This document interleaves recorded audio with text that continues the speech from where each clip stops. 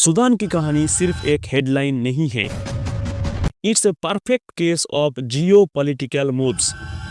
1.5 लाख से भी ज़्यादा लोगों का मौत हो चुके हैं, 1.5 करोड़ से भी ज़्यादा लोग बेघर हो चुके हैं और 3 करोड़ से भी ज़्यादा लोग कहत का सामना कर रहा है। हॉस्पिटल्स बंद है, स्कूल्स बंद है और फेज़ 5 का फेमाइन का सामना कर रहा है सूडान के आम लोग। सूडान की कहानी इक़्तिदार की लालच की है, सूडान की कहानी गोल्ड रिजर्व्स की है, कहानी ग्लोबल जाइंट्स की इंटरेस्ट्स की है। जहां यूएसए का मकसद कुछ और है, इजिप्ट कुछ और हासिल करना चाहता है, यूएई का नज़र कुछ और पर है और रसिया एंड चाइना कुछ और गेम प्ले करना चाहता है। तो कहानी क्या है, आइए समझते हैं।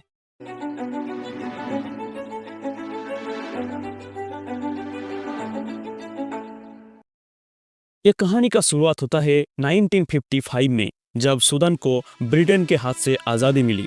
लेकिन आज़ादी के बाद सूडान में शांति नहीं आई, क्योंकि ब्रिटेन ने सूडान में वही खेला खेला था जो हमारे इंडियन सब कॉन्टिनेंट के साथ खेला। Yes, the bloody divide and rule. क्योंकि सूडान का इंटरनल फैब्रिक कुछ डिफरेंट सा था। नॉर्थ सूडान में मेजोरिटी अरब मुस्लिम और साउथ सूडान में क्रिश्चियन के साथ साथ अदर एथनिक कम्युनिटीज।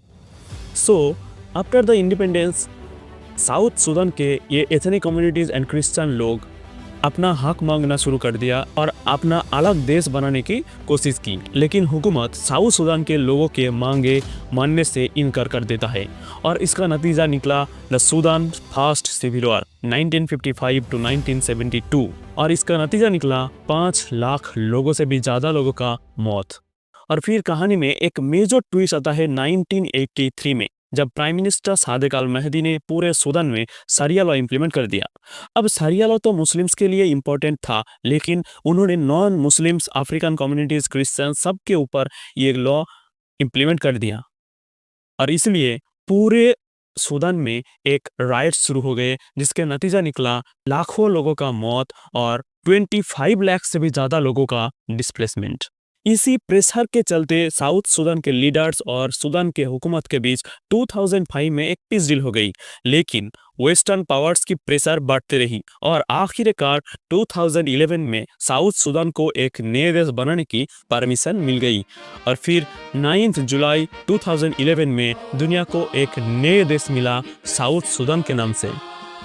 अब आप सवाल पूछोगे, ये तो था साउथ सूडान की बात, आखिर सूडान में चल कर रहा है, आइए समझते हैं।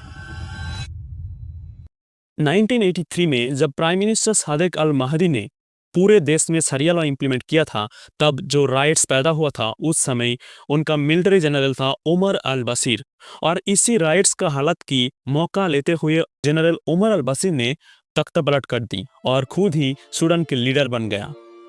फिर शुरू हुआ उमर अल बशीर की क्रूर डिक्टेटरशिप 1989 से लेकर 2019 तक।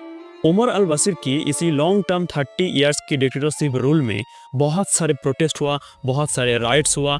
ऐसे ही एक राइट्स हुआ था डारफुर रीजन में नॉन अरब फार्मर्स उमर अल बशीर के खिलाफ एक प्रोटेस्ट किया था और इसी प्रोटेस्ट को क्रैश करने के लिए उमर अल बशीर ने उनके जनरल अब्दुल अल बुरहान को डारफुर रीजन में भेजा।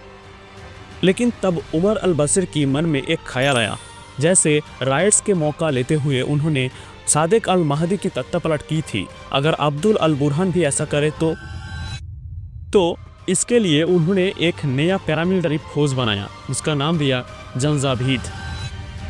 जंजावीद एक अरबिक वर्ड है जिसके मतलब है घोड़े में बैठे हुए जीन।